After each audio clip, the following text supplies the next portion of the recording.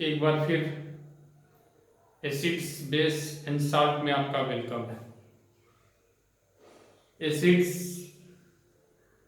और बेसेस के chemical properties को डिस्कस करने के बाद आज हमें डिस्कस करना है about the strength of N acid and bases in solution.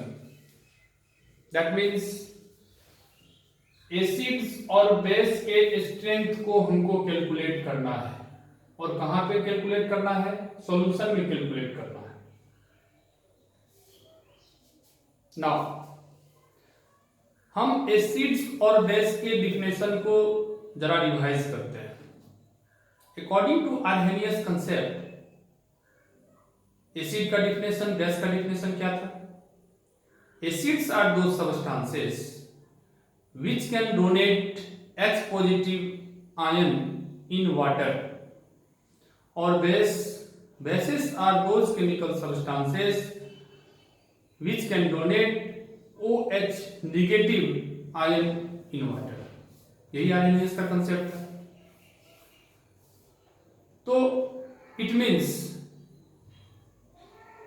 चाहे वो कोई भी एसिड हो, उसके अंदर H पॉजिटिव आयंस का होना कंपलसरी है, या चाहे वो कोई भी बेस हो, उसके अंदर OH निगेटिव आयंस का होना कंपलसरी है। सो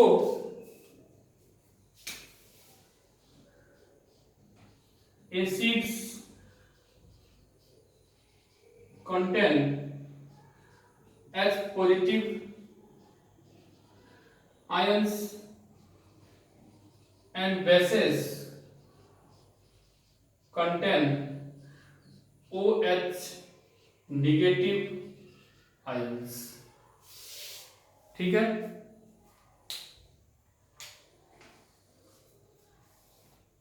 अब हमारे पास एक क्वेश्चन आते हैं कि वाटर क्या एसिड है या बेस है? वाटर को आप क्या कर सकते हैं? एसिड कर सकते हैं या बेसिक कर सकते हैं, एसिडिक कर सकते हैं या बेसिक कर सकते हैं। तो वाटर एक ऐसा सब्सटेंस है जो आयोनाइजेशन के बाद H पॉजिटिव और OH निगेटिव को डोनेट करता है। ठीक है। दैट मीन्स अगर हम इससे जरा सा इसको एक्सप्लेन करके बतावें तो वाटर जो आपका लिक्विड स्टेट में है, आफ्टर आयोनाइजेशन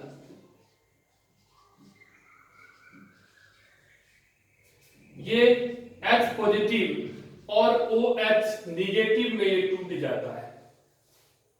ठीक है। तो इसका मतलब यह है कि वाटर एसिडिक भी हो सकता है और वाटर बेसिक भी हो सकता है। तो ऐसे सब्सटेंस जो एसिड और बेस दोनों की तरह से काम करे उसे हम एम्फोटेरिक कहते हैं। कौन सी कहते हैं? एम्फोटेरिक। ठीक है। एम्फोटेरिक क्यों कहेंगे? क्योंकि ये जो वाटर है वो एसिड की तरह से भी काम कर रहा है। एसिड की तरह से कैसे काम कर रहा है? ये इसमें H प्लस आयन को डोनेट कर रहा है। बेस की तरह से कैसे काम कर रहा है? क्योंकि ये OH निगेटिव को भी डोनेट कर रहा है। तो हम कह सकते हैं कि आपका जो वाटर है वो कैसा है? वो एम्फोटेरिक है। ठीक है। तो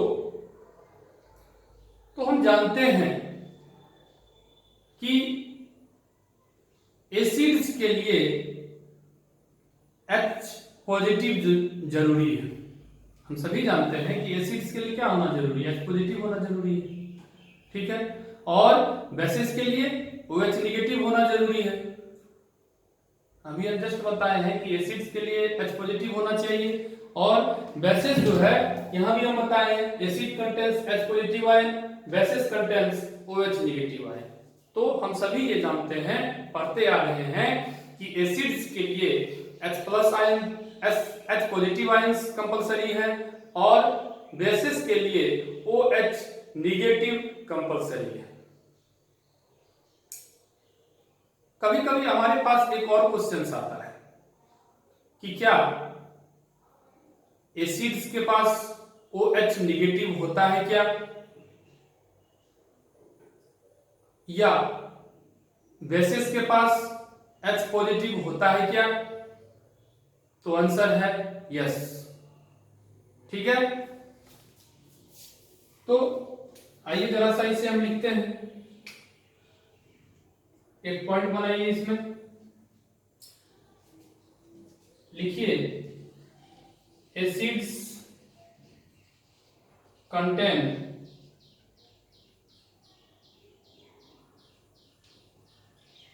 OH negative ions but their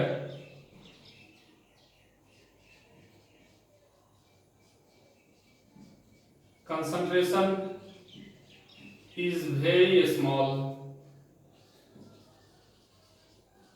as compared to the concentration of H positive ion। देखिए, इट मीन्स इसका तात्पर्य क्या है, acid contains OH negative ions, कि एसिड्स में भी OH निगेटिव आयंस होते हैं, बट OH निगेटिव आयंस के जो कंसंट्रेशन होते हैं वो बहुत ही कम अमाउंट में होते हैं, किसके कंपैरिजन में, H पॉजिटिव आयन कंसंट्रेशन के कंपैरिजन में। इसीलिए एसिड्स में सिर्फ और सिर्फ हम H+ को ही ऑब्जर्व करते हैं। क्यों H+ को ही ऑब्जर्व करते हैं? क्योंकि इस OH निगेटिव आयंस का जो कंसंट्रेशन है वो एसिड्स में बहुत ही स्मॉल है, किसके कंपैरिजन में, H पॉजिटिव के कंपैरिजन में। तो इसीलिए हम कहेंगे कि एसिड में हम H पॉजिटिव को ही ऑब्जर्व करेंगे। ठीक है, सिमिलरली उसी प्रकार से हम बेस के बारे में भी कह सकते हैं। बेसिस के बारे में क्या कहेंगे, basis contain H positive ions but their concentration is very small as compared to the concentration of OH negative ion. Similarly उसी प्रकार से बेस के बारे में भी कहेंगे कि बेस में H पॉजिटिव आयंस होते हैं, लेकिन H पॉजिटिव आयन का जो कंसंट्रेशन होता है वो बहुत ही स्मॉल होता है, किसके कंपैरिजन में, OH निगेटिव आयन के कंसंट्रेशन के कंपैरिजन में। इसीलिए बेसिस में सिर्फ और सिर्फ हम OH निगेटिव को ही ऑब्जर्व करते हैं, क्योंकि इसका अमाउंट मैक्सिमम है, इसका अमाउंट ज्यादा है, इसीलिए हम OH माइनस को ही, OH निगेटिव को ही ऑब्जर्व करते हैं। ओके, ठीक है।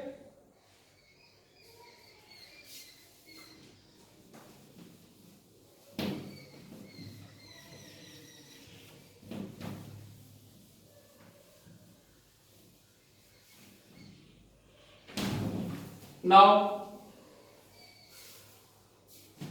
अब हमारे पास एक और क्वेश्चन आता है कि मान लीजिए कि आपको किसी सॉल्यूशन का कंसंट्रेशन दे दिया गया और उस सॉल्यूशन के कंसंट्रेशन के आधार पर आपको बोला जाए कि बताओ कि ये सॉल्यूशन आपका एसिड है या बेस है।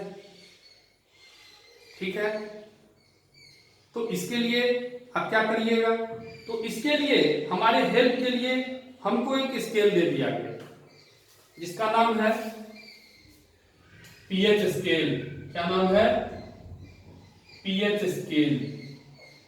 देखिए इसमें पी का जो फुल फॉर्म होता है, पी जो है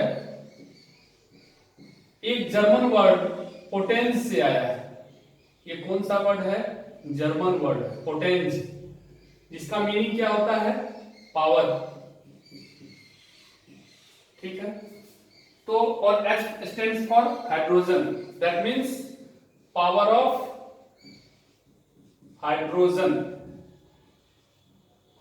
बट समटाइम्स इसे हम कभी कभी पावर ऑफ हाइड्रोजन आयन से भी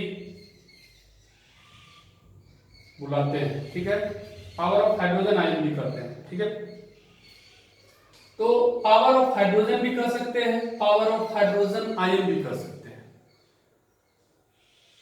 तो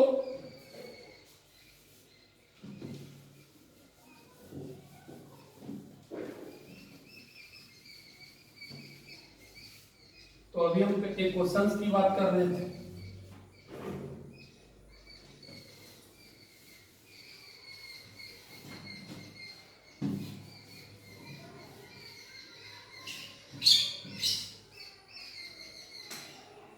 क्या है? मान लीजिए if the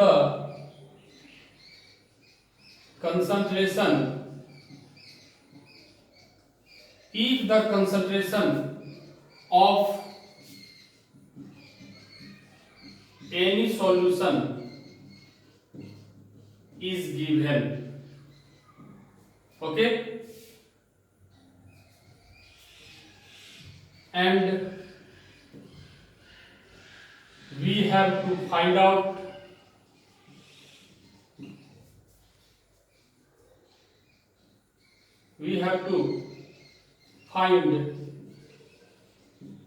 that the given solution is acidic or basic। एक क्वेश्चन और है इसमें। Then we have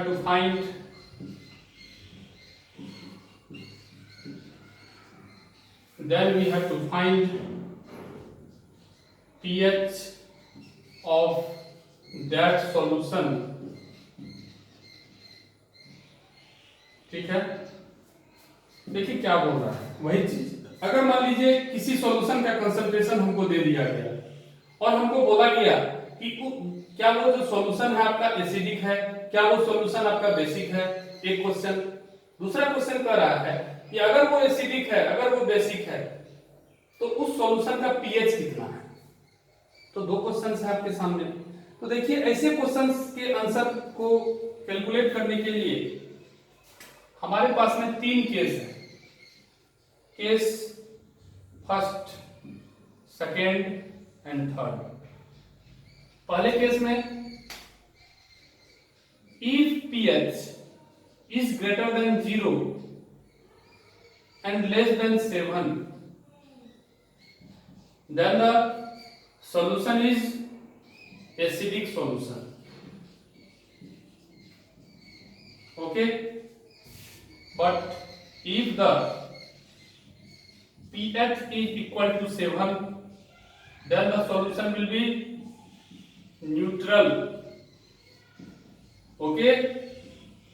And now if pH is greater than 7 and less than 14, then what will be the solution? The solution will be basic, okay। तो तीन case हमारे पास में है।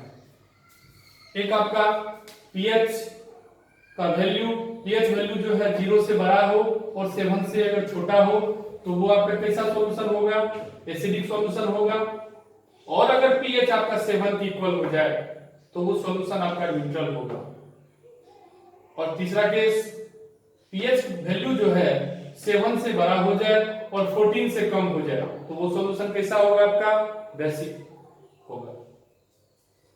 तो कहने का मतलब है कि इन तीनों केस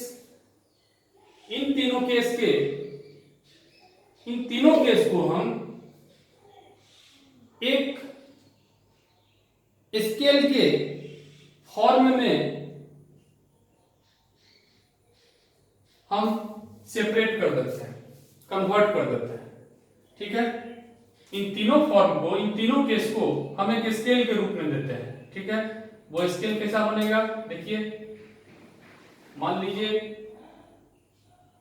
ये स्केल है आपका, ये 0, ये आपका 14 और बीच में 7। तो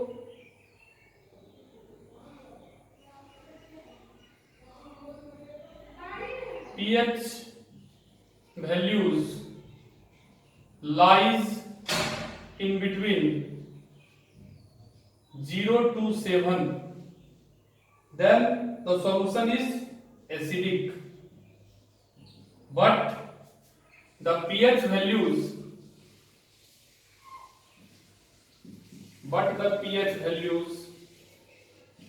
lies in between 7 to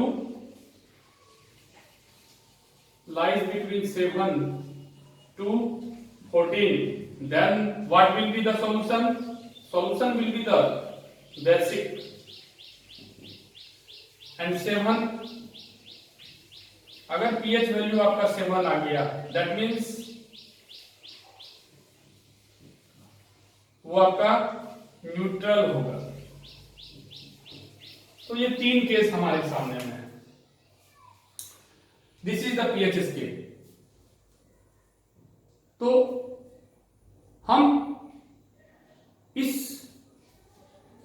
pH scale की मदद से, हम इस पीएच स्केल की हेल्प से हम सॉल्यूशन को बता सकते हैं कि वो सॉल्यूशन आपका एसिडिक नेचर का है, वो सॉल्यूशन आपका बेसिक नेचर का है, या वो सॉल्यूशन आपका न्यूट्रल नेचर का है।